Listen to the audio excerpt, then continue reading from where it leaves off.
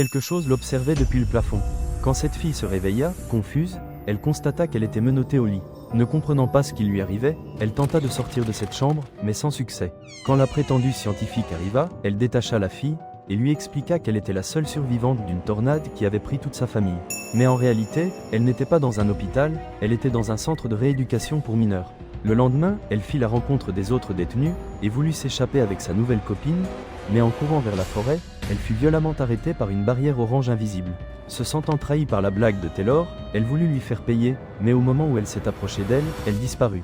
Quand elle l'eut retrouvée enfin le soir, elle réitéra sa vengeance, mais Taylor fit apparaître une épée de lumière dans le but de la découper.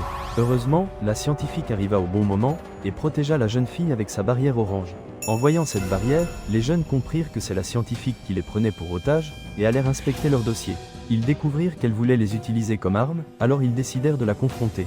Arrivés à son bureau, ils virent quelque chose avec de longs doigts.